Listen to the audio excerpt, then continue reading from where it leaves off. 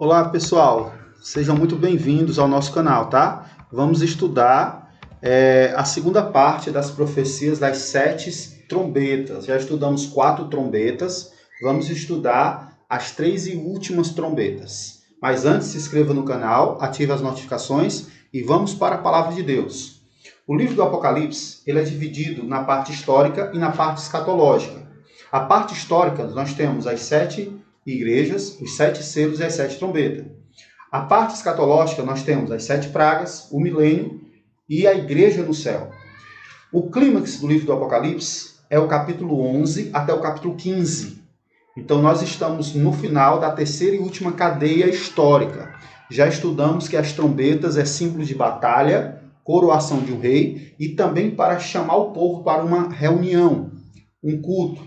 7 igrejas são 7 períodos que o cristianismo. 7 selos é o sofrimento do povo de Deus durante esses períodos. E as 7 trombetas é resposta à oração do sofrimento do povo de Deus, ou seja, o juízo de Deus contra os inimigos do povo de Deus. Está no nosso canal as 3, 4 trombetas, tá? Que fala exatamente da destruição do Império Romano Ocidental. E agora as 3 últimas trombetas, de uma forma mais especial, as duas, a quinta e a sexta, fala exatamente da queda do Império Oriental. O Império Romano ele foi dividido em 2 partes, logo após a morte de Teodósio, no ano 395. Então, o capítulo 8, que são as 4 trombetas, é relacionado à queda do Império Ocidental. E o capítulo 9 está relacionado à queda do Império Romano Oriental. Amigos, pegue sua Bíblia, vamos estudar a palavra de Deus.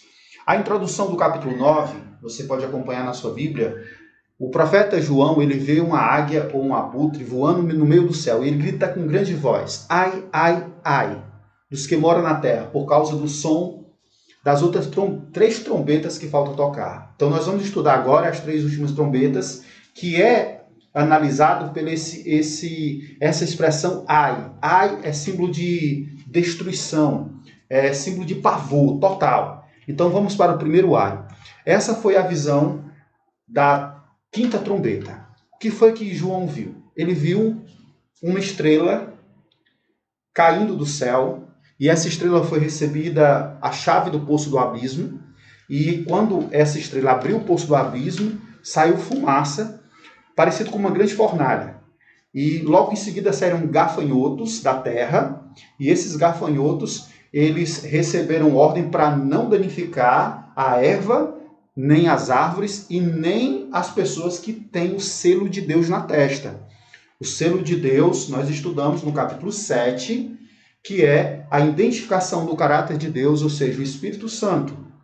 Amigos, nesta visão, o profeta de Patmos, ele vê que as pessoas eram atormentadas por esses gafanhotos, que não eram gafanhotos qualquer. Esses gafanhotos, eles tinham caudas como de escorpiões e com o seu ferrão, com o seu veneno, causava tormenta durante um período de 5 meses. Eu começo a entender esses símbolos e analisar a complexidade para o tempo de João quando contemplou a cena a qual representa esses símbolos. E o final do capítulo, o final da 5ª trombeta, do capítulo 9, diz que ele tinha por rei sobre eles o anjo do abismo, cujo nome em hebraico é Abaddon e em grego Apolion. Esse foi o primeiro ai. Então, eu trouxe aí uma figura para você entender mais ou menos o que causava tormento às pessoas que não tinham o selo de Deus durante um período de 5 meses. Olha a expressão: cabelos de mulher, rosto de homem, coroas, couraças e um ferrão de escorpião. Isso é uma figura imaginária. É como se eu trouxesse um índio que nunca teve contato nenhum e colocasse numa cidade grande, agora ele começasse a descrever o que foi que ele viu nessa cidade e levasse para a tribo dele. Eu acredito que foi mais ou menos esse pacto que João sofreu. Mas vamos estudar a Bíblia, vamos compreender o que simboliza essas figuras, o que simboliza essas imagens, os gafanhotos, as estrelas, o que simboliza a fumaça, a fornalha, não é? Essa é a riqueza do livro de Apocalipse, é você começar a entender o significado dessa simbologia. Antes da gente entrar basicamente nos símbolos, na metáfora, eu quero que você foque bem que a quinta e a sexta trombeta fala de 2 períodos.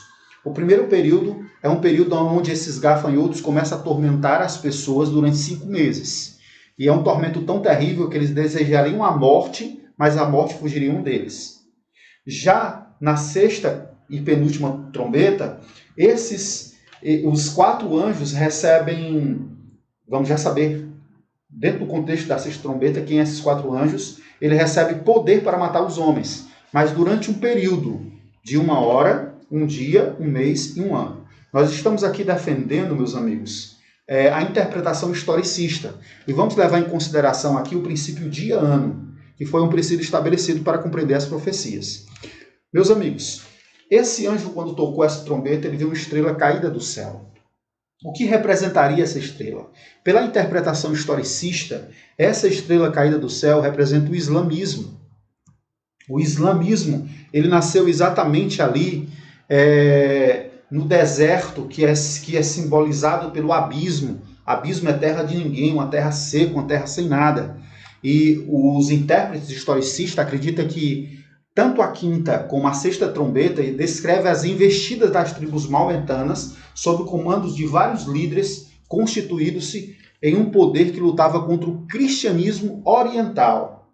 Ou seja, assim como as tribos bárbaras enfrentaram os romanos lá no Império Ocidental, agora as tribos árabes enfrentam os romanos aqui no seu Império Oriental. Meus amigos, nós temos que compreender que Deus ele permitiu que esse poder saísse do deserto para poder exatamente cumprir os seus desígnios, os seus propósitos contra o Império Romano Oriental. Então nós temos aí algumas figuras interessantes. A expansão do islamismo era como se fosse uma fumaça que escurecia o sol. De acordo com a Bíblia, Jesus é o sol da justiça. Agora, vamos falar um pouco sobre o Islã. Quem foi o fundador do Islã? Meus amigos, o fundador do Islã, todo mundo sabe que foi Maomé. Maomé, aos 40 anos, ele começava a fazer suas meditações e de repente ele ouviu vozes que diziam na sua mente, recita, recita, recita, da onde vem a palavra Alcorão ou Corão. Maomé, ele viveu 63 anos. Ele nasceu no ano 570 e morreu no ano 632. Maomé casou 15 vezes. E Maomé, ele se sentia atormentado a princípio, mas ele começou a receber informações e instruções que, segundo o Alcorão e segundo ele mesmo, foi o anjo Gabriel que deu essas informações. E ele se considera o último dos profetas e Alá sendo Deus, o único Deus. Então, antes de Maomé criar o islamismo, só havia as religiões pagãs árabes, onde eles adoravam demônios, onde eles adoravam os astros. E Maomé, ele se levantou contra aquela idolatria. Mas Maomé, ele recebeu essas informações, segundo ele, desse anjo Gabriel. Mas será de fato era Gabriel? Quando você tem uma ideia do Islã, você vê cinco colunas básicas do Corão. A primeira, eles dizem que Jesus não é Deus, e nem muito menos filho de Deus. Diz que Jesus não morreu na cruz, eles têm definição diferente de pecado do cristianismo, e para eles o perdão não é tão importante e a poligamia é defendida. Você analisa que o que o Islã crê é contrário à Bíblia, por isso que obscureceu o sol. Então, na realidade, essas visões de Maomé contribuiu para que as tribos árabes começassem a se unir e em poucos momentos ele tanto unificou os árabes como também os turcos, formando ali uma só nação. Amigos, será se Maomé estava correto?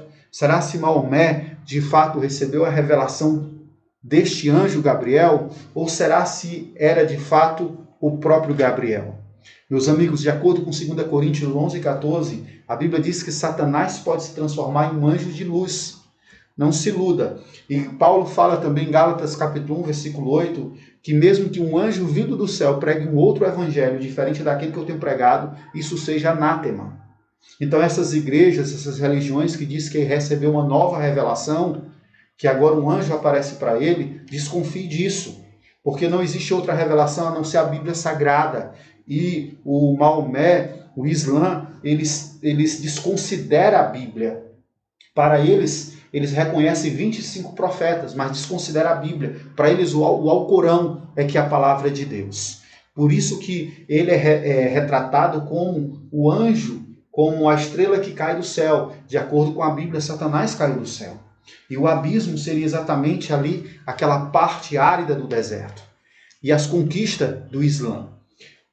A Bíblia diz que eles cresceram tanto que eram como gafanhotos. Mas eles não tinham poder de danificar a erva, nem danificar aqueles que tinham selo de Deus. Os historiadores dizem que o Islã era como se fosse gafanhotos, os seus exércitos. Então nós temos aí a primeira interpretação da quinta trombeta, que representa os árabes, o islamismo, a união desse conceito religioso, evitando o cristianismo, que é o sol da justiça, representando o sol da justiça, das pessoas conhecer a verdade. Meus amigos, não se deixa iludir, mas Satanás ele pode colocar embaraços. Satanás pode colocar embaraços. Só que estas manifestações causavam tormento às pessoas. O veneno daqueles gafanhotos causava um tormento. E o veneno é exatamente a doutrina islã. Ela causa dúvida, causa confusão. Isso é muito diabólico, tá certo? Na realidade, Allah, alguns dizem que é o nome de Deus, de uma forma árabe, mas alguns já afirmam que Allah é um Deus pagão, mas um Deus pagão moniteísta, que era apenas um Deus. De uma forma ou de outra, nós temos que estar esperto diante disso, tá certo? Esses gafanhotos simbolizavam as forças demoníacas, mas também representava os soldados, os exércitos e a artilharia do Islã, alcançando ali primeiro a Terra Santa, depois o Oriente, o Norte da África, a Ásia, a Europa. Então, os gafanhotos ali eram os números dos soldados. É interessante que, de acordo com Provérbios 30, 27, o gafanhoto ele não tem rei, mas esse tinha um rei. E é aí que está a diferença. Quem foi o primeiro líder dos muçulmanos? O primeiro líder dos muçulmanos foi exatamente Omar. E a palavra Omar significa quebrador de ossos. Eles conquistaram Jerusalém e depois as cruzadas retomaram Jerusalém, mas na liderança de Saladino, no ano de 1187, eles reconquistaram Jerusalém e colocaram ali, no local do templo, uma cúpula chamada Domo da Rocha. Amigos, isso é história, mas é profecia também. As cruzadas foi exatamente uma ideia que partiu da cabeça do Papa no Concílio de Clemente, o Papa Urbano II, aonde ele concedia ele concedia perdão, indulgência, isso, para que as pessoas pudessem defender a fé católica. Mas se você for lá em Israel hoje, tem a cúpula lá do Domo da Rocha, que foi exatamente um símbolo da conquista. Porque o Islã, quando ele destruía os seus adversários, eles obrigavam a serem Islã ou pagar tributos. E em casos mais radicais, eles condenavam à morte. Então, esse período de tormenta, que ainda não era o período de matar, ele era no período de 5 meses. E de acordo com a profecia, um dia é exatamente um ano, e um mês bíblico ele tem 30 dias, então teria 30 anos, então seria 5 vezes 30, seria 150 dias. Agora, qual era o início da contagem? Em 1299, o Ottoman, o rei, ou Osman, venceu a Batalha de Barfeu. Então, a partir do dia 27 de julho de 1299, ele ganhou a Batalha de Barfeu e ele se considerou o rei. Então, 5 meses proféticos, seria 150 dias, a partir dessa data. Então, nós iríamos para a data de 1499. E o que foi que aconteceu no ano de 1499? Agora, o império estava consolidado na liderança de Osman, que significa o seu nome quebrador de ossos. Perfeito? Meus amigos, em contrapartida, enquanto o Islã estava crescendo ali no Oriente Médio, é interessante que isso gerou uma pausa nas perseguições contra os cristãos, lá no Oriente, pelo Papa. Então, isso impediu as passagens dos europeus, mas em compensação, o Evangelho chegou nas Américas. Interessante isso. Quando estava acontecendo uma coisa em um continente, Deus estava preparando outro continente. Meus amigos, então vamos para a próxima trombeta. A sexta trombeta diz o seguinte: o sexto anjo tocou a sexta trombeta. E o que foi que o profeta viu? Ele viu uma voz que partia lá da ponta do altar, o altar de ouro. O altar de ouro ficava exatamente no lugar do lugar santo, primeiro compartimento do santuário. E essa voz daquele que vinha das quatro pontas do altar é a voz de Cristo. Porque Jesus, quando foi crucificado, ele subiu a um santuário não feito por mão de homens, Hebreus capítulo 9. E ele foi interceder pelos salvos. Então, o capítulo 6 está ainda dentro do contexto da primeira fase do santuário, da primeira fase de Cristo no santuário, no lugar santo. Então vamos voltar. E tocou então a trombeta e ouviu a voz procedente dos quatro ângulos do altar de ouro, que se encontra na presença de Deus, dizendo ao sexto anjo, o mesmo que tem a trombeta, solta os quatro ventos, solta os quatro anjos, que se encontra atados junto ao grande rio Eufrates. Então foram soltos quatro anjos, e esses quatro anjos ele tem um poder local, diferente dos quatro anjos de Apocalipse 7, que tem um poder sobre os ventos, representando ali a parte global. E ali é revelado algo interessante. Lembra do primeiro período, 5 meses? Agora nós temos um segundo período. Então foram soltos os quatro anjos que se achavam preparados para a hora, e o dia, e o mês, e o ano, para que se matasse uma terça parte da humanidade. Agora, a matança. Nesse sexto período, agora há mortes. E aí ele começa a ver o número dos exércitos, não é? E esse número de exército, simbolicamente, é um número incontável, mais de 200 milhões. E quando ele viu esses exércitos, eram cavaleiros que tinham couraças de cor de fogo, de jacinto e de enxofre. Havia flagelos que saía da boca do cavalo, desses cavaleiros, que eram fogo, fumaça e enxofre. E por meio destas três flagelos, eles mataram uma terça parte da humanidade. Meus amigos, vamos aqui focar. O que representa essa sexta trombeta? Ora, a quinta trombeta representa os árabes, o Islã. Agora a sexta trombeta representa os turcos, agora no seu ápice de domínio. A quinta trombeta era a sua ascensão, agora a sexta trombeta é o domínio. E o domínio que eles estabeleceram foram para matar os homens, uma terça parte dos homens, até 1 hora, 1 dia, e o que mais? O que diz a Bíblia? Vamos para a palavra de Deus. Eles receberam permissão para matar os homens 1 hora, 1 dia, 1 mês e 1 ano. Preste atenção que essa data é importante. Foram soltos, os ventos foram soltos. Alguns intérpretes entendem que esses 4 ventos sendo soltos, 4 anjos também, simboliza os 4 sultões. Alepo, Icônio, Damasco e Bagdá. É o sultonato, tá certo? Ou a totalidade destruidora do Império Turco-Otomano durante esse período. Amigos, agora o que seria esse tempo, esse domínio? 1 hora, 1 dia, 1 mês e 1 ano. Quando você vai para o princípio de ano, você tem 1 hora, que é exatamente 15 dias, 1 dia, que é 1 ano em profecia, 1 mês, que é 30 dias ou 30 anos profético, e 1 ano, que é 360 dias ou 360 anos profético. Dá no total 391 anos e 15 dias. A partir de qual data? A partir daquela data anterior, 1449, que foi exatamente a permissão que o imperador Constantino XI pediu ao líder, ao rei do Império Turco-Otomano, chamado Mombé II, para poder reinar ali em Constantinopla.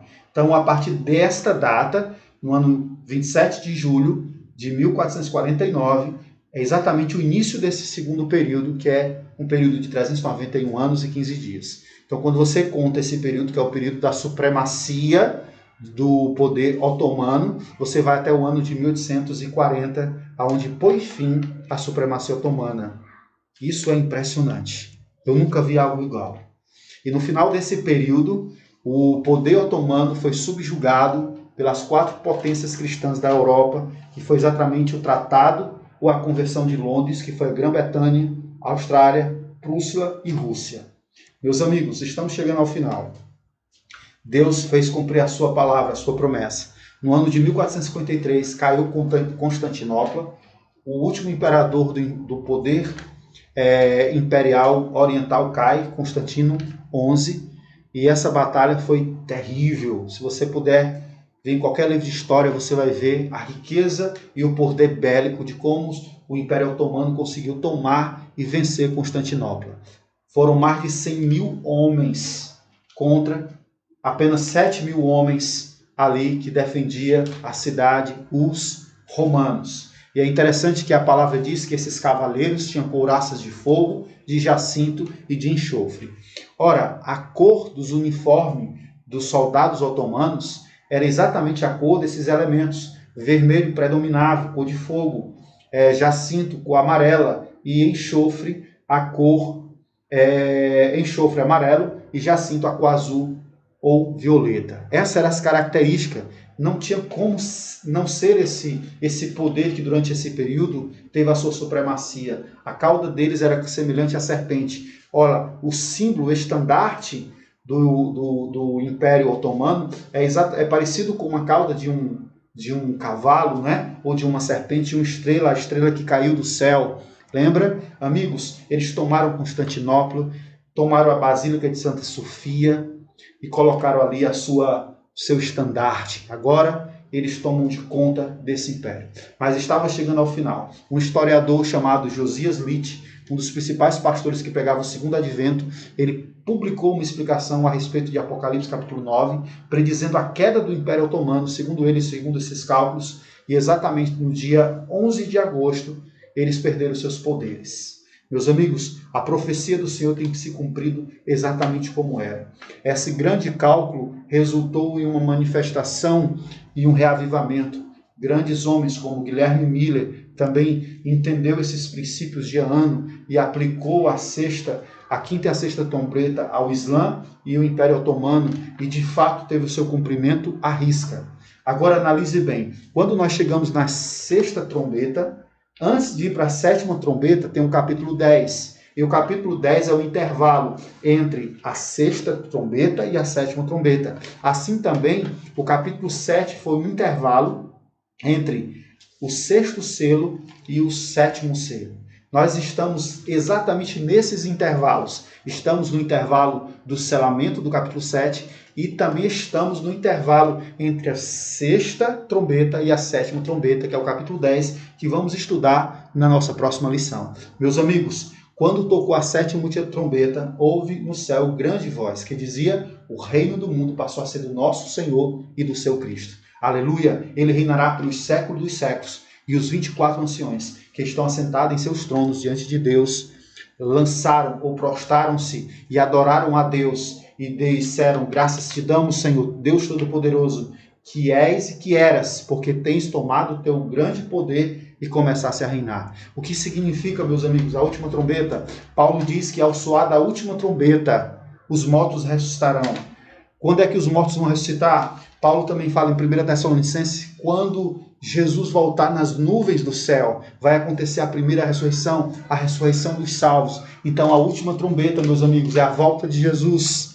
Glória a Deus! A última trombeta é a volta de Cristo. A festa de trombetas, ela acontecia antes da expiação, mas também em cada festa tocava-se trombeta. Tocava trombeta para Páscoa, tocava trombeta para Pansasmo, tocava trombeta para a primícia, para o Pentecoste, tinha a festa das trombetas, tocava trombeta do dia da expiação 10 dias antes, e agora nós estamos esperando a última trombeta, que era exatamente a trombeta da festa dos tabernáculos. E essa festa durava 7 dias, é exatamente o período onde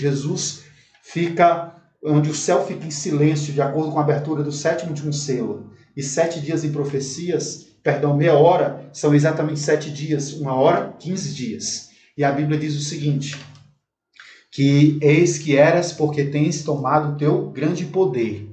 Agora, para finalizar de verdade, olha o detalhe.